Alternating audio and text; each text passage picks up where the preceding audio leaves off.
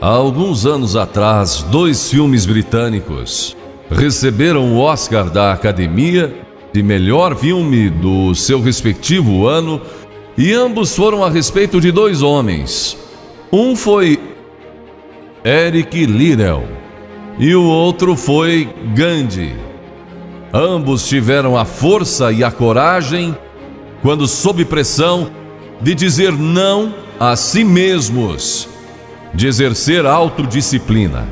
Quero tomar como meu texto de hoje 1 Coríntios, capítulo 10, começando com o versículo 12. Aquele, pois, que pensa estar em pé, veja que não caia. Não vos sobreveio tentação, ouçam isto, não vos sobreveio tentação que não fosse humana. Todo ser humano enfrenta tentações no decorrer de sua vida, mas Deus é fiel e não permitirá que sejais tentados além das vossas forças. Pelo contrário, juntamente com a tentação vos proverá livramento, de sorte que a possais suportar. Deus provê o escape, se você conhece a Cristo. Bom, aqueles 2 filmes tiveram um tremendo impacto sobre o mundo. De 1982, foi Carruagens de Fogo, a história de Eric Liddell, um jovem que disse não a si mesmo e sim a Cristo. Ele surpreendeu o mundo quando se recusou a correr no domingo nas Olimpíadas de Paris de 1924. E vocês todos sabem que ele disse não até mesmo ao príncipe de Gales, que lhe pediu que corresse, porque ele era o homem mais rápido do mundo nos 100 metros. Mas ele disse não pelo dia ser num domingo e era contra suas convicções bíblicas escocesas.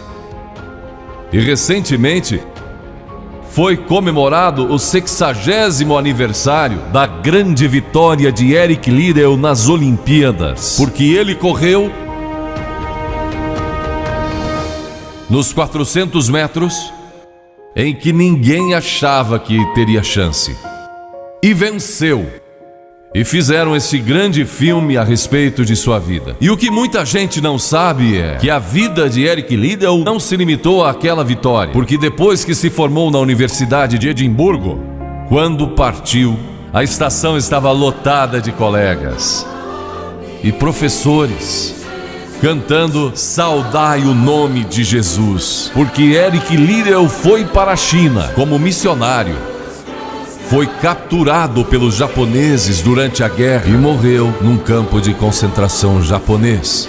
Mas naquele campo, ele trouxe alegria e coragem a todos os prisioneiros, pois pregou para eles e cantou para eles, ministrando as suas almas. E ouvi dizer que estão preparando um outro filme, mostrando a sua vida ali, porque ele teve coragem de dizer não. O mundo ouviu falar dele, porque ele disse não àqueles que tentaram fazer com que abandonasse suas convicções cristãs pessoais. E eu penso em William Booth, há pouco mais de 100 anos atrás, que fundou o Exército da Salvação. Ele se converteu, tornou-se um vigário, pastor, e foi para as favelas de Londres, para as zonas da Luz Vermelha. Pregou entre a gente pobre, formou um pequeno grupo chamado Banda Aleluia, e ia às esquinas, e ia também às prisões. E alguns dos líderes religiosos da época não gostaram daquilo, e assim ele foi chamado diante de uma conferência de líderes religiosos e disseram: William Booth, você vai pregar onde nós o mandarmos, senão será excomungado. Ali estava ele diante daquela vasta assembleia de pastores. Que poderia dizer Catherine Booth, que se tornou tão famosa quanto ele, sua esposa, que estava na galeria, e abanou o seu lenço gritando: William, diga não! E William obedeceu sua esposa e disse não. E assim nasceu o Exército da Salvação.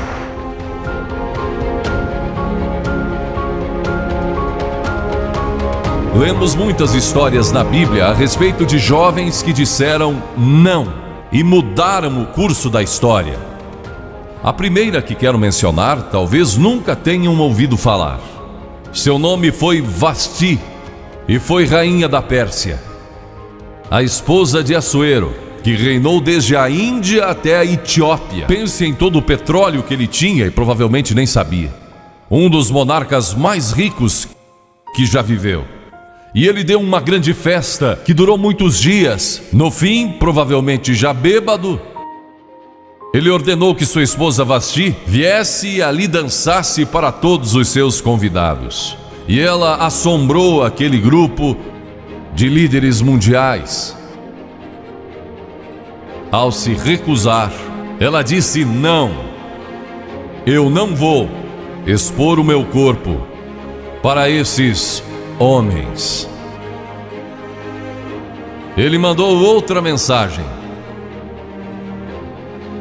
ameaçando que ela deixaria de ser rainha e perderia seus confortos e bens materiais e toda a sua fama. Mas a sua resposta foi a mesma: não. E ela mudou a história, porque foi deposta como rainha. Nada mais sabemos. Mas por causa dela, Esther se tornou rainha e o povo judeu foi salvo.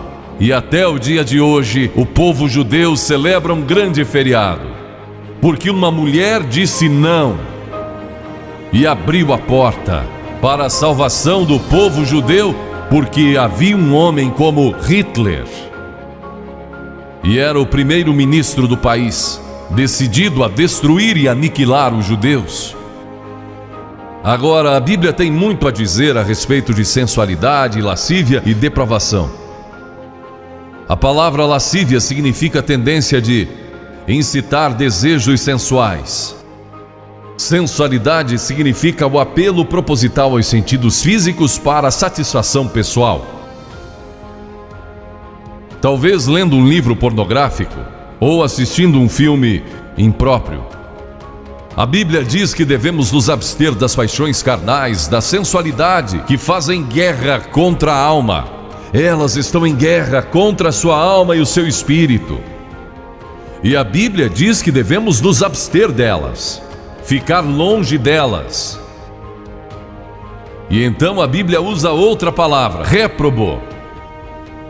Agora isso se refere a pessoas totalmente depravadas, de consciências mortas ou cauterizadas. Não sabem mais orar, perderam a capacidade de discernir entre o bem e o mal. E em Romanos 1:28 lemos: e por haverem desprezado o conhecimento de Deus, o próprio Deus os entregou a uma disposição mental reprovável para praticarem coisas inconvenientes. Ou seja, Deus desistiu deles dizendo: vão em frente, gozem toda a depravação e a sensualidade que quiserem, não vou perturbá-los, ainda não.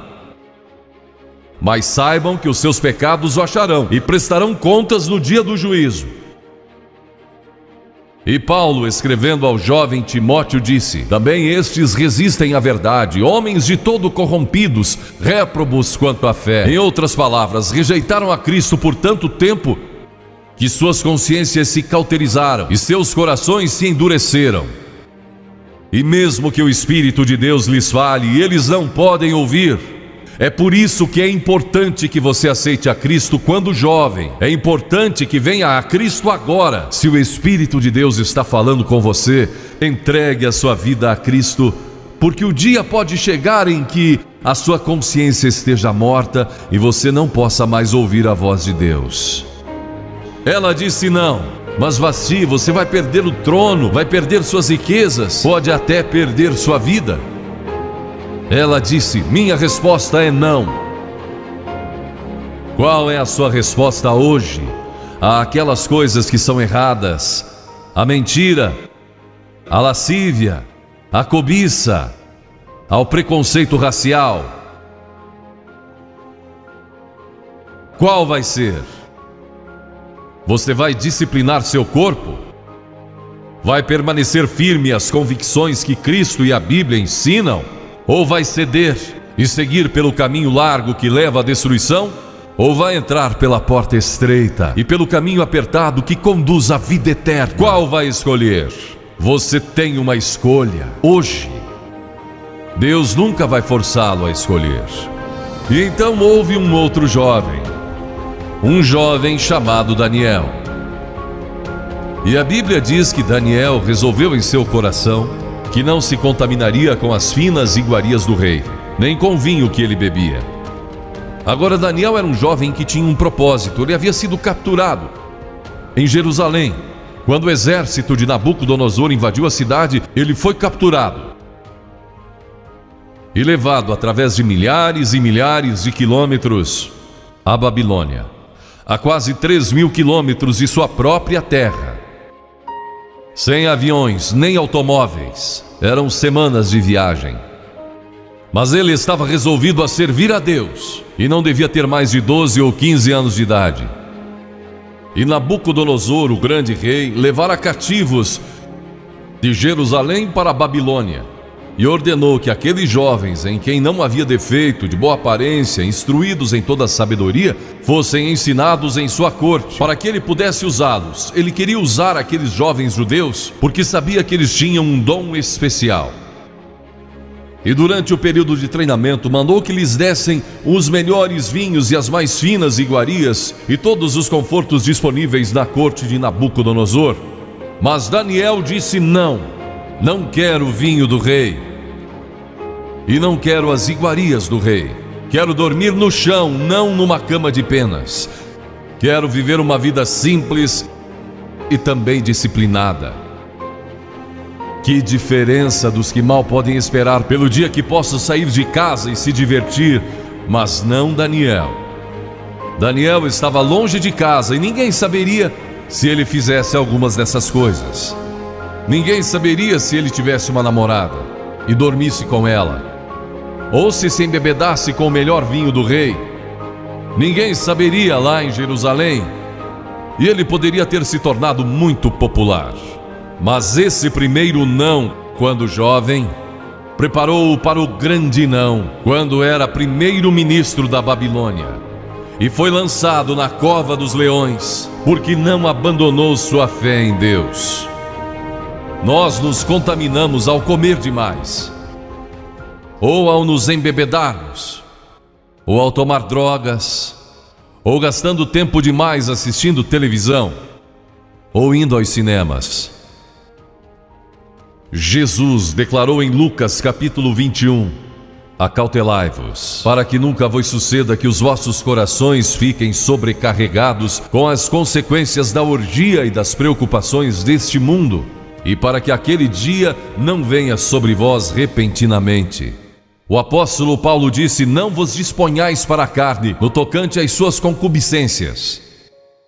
E Pedro disse: porque basta o tempo decorrido para terdes executado a vontade dos gentios, tendo andado em dissoluções, concupiscências e em detestáveis idolatrias.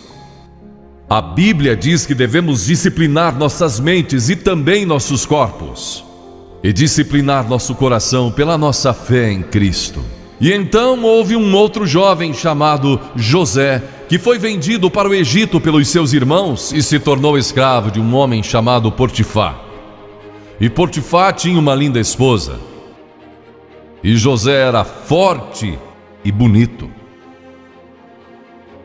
E em Gênesis, no capítulo 39, se quiserem ler a história, lemos a respeito da tentação de José. A esposa de Potifar se apaixonou por José, porque José se tornou mordomo de toda a casa de Potifar, cuidando dos seus negócios, e ela viu aquele belo jovem, viril e de boa aparência, andando pela casa e pelo jardim, cuidando dos negócios todos os dias, e ela o cobiçou. E disse: deita-te comigo. Ele disse: não. E acrescentou: não posso fazer isso ao meu senhor, que me confiou tudo o que tem, exceto sua esposa. Não posso pecar contra Deus, o Deus dos meus pais. Ele estava longe de casa, quem saberia?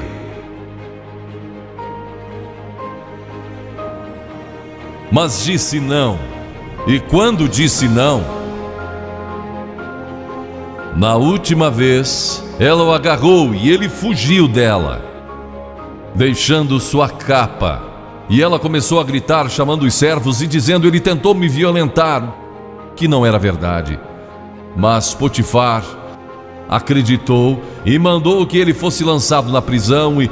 E muitos de vocês sabem a história, que ele foi para a prisão e através de uma série de circunstâncias, ele depois se tornou primeiro-ministro de todo o Egito e governou o Egito sobre o faraó. Deus o guardou e o promoveu, porque José teve a coragem de dizer não quando foi tentado. Agora, sexo não é pecado.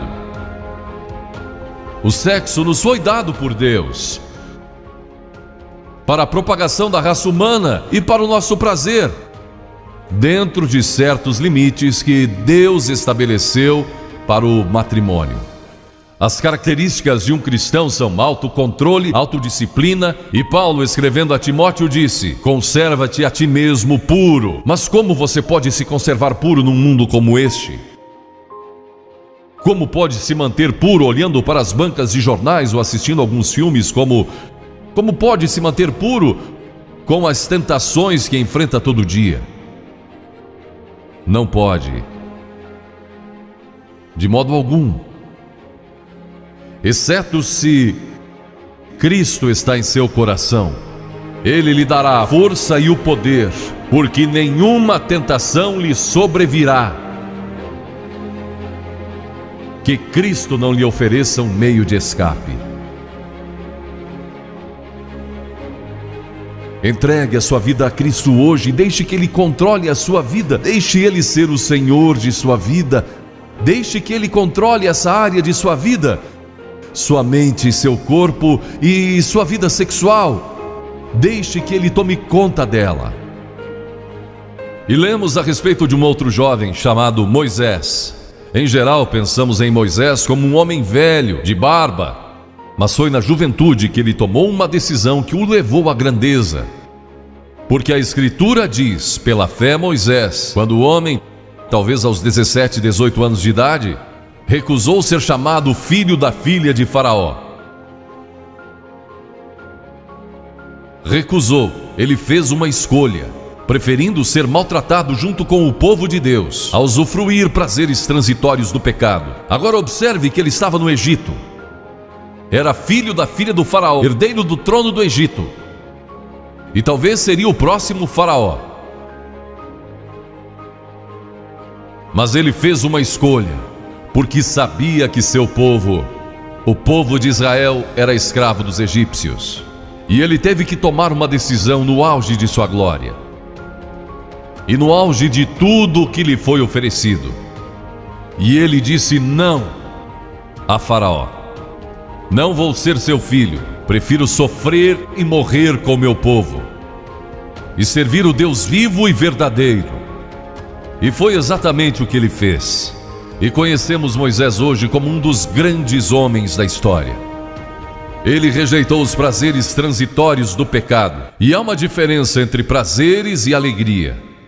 Quem ama os prazeres empobrecerá, diz a Bíblia. E ela cita um homem que disse: entreguei o meu coração à loucura e aos seus prazeres, mas tudo isso é correr atrás do vento. Quem vive em prazeres está morto, embora viva, amando aos prazeres mais do que a Deus. A Bíblia diz que há pessoas que amam aos prazeres mais do que a Deus. É o seu caso? Você ama a Deus mais do que ama a prazeres pecaminosos? Não falo de esportes e todas essas coisas maravilhosas que temos. Falo de prazeres pecaminosos. Mas a alegria produzida pelo Espírito Santo, e há centenas de passagens que falam dessa alegria. Você pode ter alegria, mesmo quando não tem prazer, porque a alegria é profunda. O anjo disse aos pastores naquela grande noite: não temais, pois vos trago boa nova de grande alegria, que o será para todo o povo. E mesmo no sofrimento, quando você recebe a Cristo, Deus não remove o sofrimento. Ele não remove todos os problemas e as dificuldades da vida. Ele não faz isso. Ele não promete, se você está desempregado, conseguir um emprego amanhã se você aceitar a Cristo hoje à noite. Ele promete que lhe dará graça e força e alegria em qualquer situação. Bem-aventurados sois quando os homens vos odiarem e quando vos expulsarem da sua companhia, vos injuriarem e rejeitarem o vosso nome como indigno, por causa do Filho do Homem. Regozijai-vos naquele dia e exultai. Ele disse: quando vierem a mim e tiverem problemas e tribulações, e as pessoas odiarem vocês, ele disse: exultai, porque grande é o vosso galardão lá no céu, pois dessa forma procederam os seus pais como os profetas. Todos que viverem piedosamente em Cristo serão perseguidos. A Bíblia diz: ainda haverá sofrimento. Jesus disse: quem não tomar a sua cruz e negar-se a si mesmo não pode ser meu discípulo. Moisés escolheu a alegria de seguir a Deus em vez da vida de prazeres no Egito. O que você está seguindo? Qual é a sua escolha nesta hora? E então o último é Jesus. Jesus foi tentado em todas as coisas à nossa semelhança, mas sem nenhum pecado. Quer dizer que Jesus foi tentado a mentir? Sim. Que Jesus foi tentado a cobiçar? Sim. Que ele foi tentado a adulterar? Sim. Que Jesus foi tentado a roubar? Sim. Ele foi tentado em todas as coisas, como nós, mas sem pecado. Como ele teve vitória sobre a tentação? A Bíblia nos diz no capítulo 4 de Mateus e em muitos outros textos, mas vou falar só deste. O diabo veio a ele quando ele estava faminto e sedento e disse: se és o Filho de Deus, manda que essas pedras se tornem em pães. Observem que ele tentou colocar dúvidas na mente de Jesus quanto à sua identidade. Agora Jesus era o Filho de Deus, nascido de uma virgem, Filho de Deus, que foi ressuscitado dos mortos pelo poder de Deus e está vivo hoje. Mas o diabo pôs dúvidas em sua mente. Ele estava fraco e cansado e faminto, um ser humano. Ele não enfrentou o diabo como Filho de Deus, enfrentou como homem. E ele sempre respondeu citando as Escrituras. É por isso que você deve decorar as Escrituras. Nem só de pão viverá o homem, mas de toda palavra que procede da boca de Deus. Jesus disse que há uma coisa que é mais importante que a comida, sexo e coisas materiais. É sua vida espiritual. E então ele disse: se tu és o Filho de Deus, atira-te abaixo, porque está escrito: aos seus anjos ordenará a teu respeito que te guardem, para não tropeçares. E Jesus de novo respondeu: está escrito: não tentarás o Senhor teu Deus. Então o diabo o levou a um alto monte e lhe mostrou todo o futuro do mundo, todos os reinos que ainda estavam por vir. Ele disse: se dobrares o teu joelho e me adorares, eu te darei todos os reinos do mundo e sua glória. Jesus não argumentou se ele podia fazer isso. O diabo pode dar-lhe qualquer coisa. Alguns de vocês estão vendendo as suas almas por nada, coisas sem valor. A Jesus ele ofereceu o mundo todo. Mas ele sabia que a cruz estava esperando por ele, e o único meio de salvação para o mundo era a cruz. Se tivesse obedecido ao diabo, nós nunca teríamos tido a oportunidade de sermos salvos e perdoados. Jesus teria tomado um atalho e nós estaríamos perdidos. Mas Jesus disse: está escrito, ou melhor, começou dizendo: retira-te, Satanás, porque está escrito: ao Senhor teu Deus adorarás e só a Ele darás culto. E assim o diabo o deixou, e anjos vieram e o serviram. Observe como Jesus enfrentou o diabo ao ser tentado. Primeiro, ele citou as Escrituras. Segundo, ele estava cheio do Espírito Santo. E terceiro, estava na vontade de Deus. Você está disposto a dizer não às tentações do diabo? Está? Pense nisso. E está disposto a dizer sim às declarações de Cristo, de que Ele é Filho de Deus e quer que Ele entre em seu coração e perdoe seus pecados, salvando? Eu sei que muitos de vocês foram batizados e confirmados. A maioria de vocês talvez sejam membros de uma igreja, ou se identificam com uma igreja, ou talvez vão a uma igreja 2 ou 3 vezes ao ano. Não sei se faz isso ou não, mas sei que muitos o fazem. Mas não podem declarar aqui hoje: eu sei que meus pecados foram perdoados, eu sei que vou para o céu. Deus está disposto a perdoar todo o seu passado hoje por causa da cruz. Deus está disposto a dizer: eu perdoo você, porque Ele ama você. E Deus se interessa por você como se você fosse a única pessoa em todo o mundo. E você pode recebê-lo nesta noite. Você diz: o que preciso fazer? Primeiro, deve estar pronto a se arrepender dos seus pecados. O primeiro sermão de Jesus foi sobre arrependimento. E a palavra arrependimento significa mudança, mudar suas ideias, mudar seu estilo de vida. Deixar que Cristo entre e o ajude a mudar. Está pronto a fazer isso? Não pode mudar por si mesmo.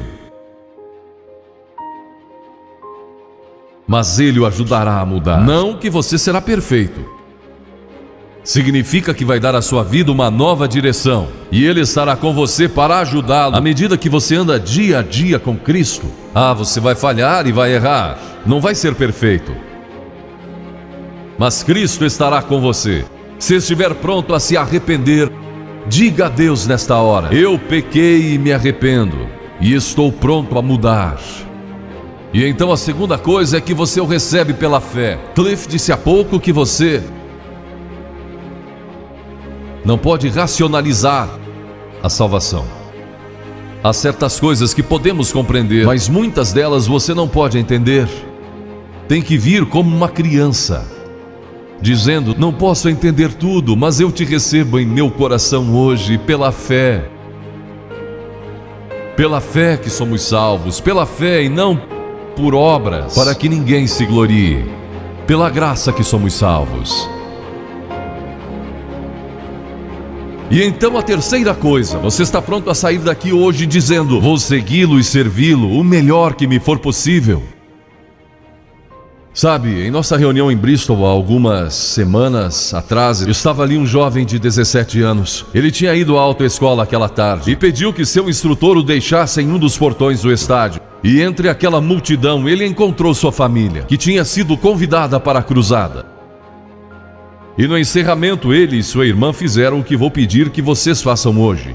Vieram à frente e ficaram diante da plataforma, indicando que estavam entregando suas vidas a Cristo. Uma semana depois, esse rapaz de 17 anos morreu num acidente num túnel que desmoronou. Talvez até vocês tenham lido nos jornais. Ele disse sim a Cristo, nunca imaginando que em poucos dias ele estaria indo ao céu. E nós o veremos lá outra vez. Você sabe para onde iria se isso acontecesse com você? Certifique-se antes de sair daqui. Vou pedir que saia dos seus lugares agora. Centenas de vocês, talvez milhares até. E venham e fiquem aqui na frente. Calmamente e irreverentemente dizendo ao ouvir: eu me arrependo dos meus pecados. Quero receber a Cristo em meu coração. Quero saber que fui perdoado e que um dia vou para o céu. Quero esta nova vida. Você diz: mas Billy, por que você pede que venhamos publicamente? Por que em público? Porque toda pessoa que Jesus chamou no Novo Testamento, chamou em público. Ele disse: se não estiver disposto a me confessar diante dos homens, tampouco eu o confessarei diante do meu Pai que está nos céus. Jesus morreu publicamente por você, despido, sangrando diante de toda aquela multidão. Por você. Certamente você pode vir à frente hoje, declarar sua entrega a Cristo Não somente os jovens, talvez você tenha 70, 80 anos e Deus falou com você hoje. Levante-se e venha. Vamos esperar por você. Você que está assistindo pela internet no século 21, no Brasil ou em outras partes do mundo, também pode tomar uma decisão por Cristo agora. Entregue a sua vida a Cristo hoje. Tome a decisão que estas pessoas estão tomando, estas centenas de pessoas. Vimos mais de 3.000 pessoas todas as noites. Que Deus o ajude a tomar essa decisão hoje. E procure uma igreja mais próxima. Se o vídeo foi importante para você, dê o seu like, comente, compartilhe no seu WhatsApp ou Facebook e não esqueça de fazer a sua inscrição em nosso canal e acionar o sininho de notificações. Obrigado.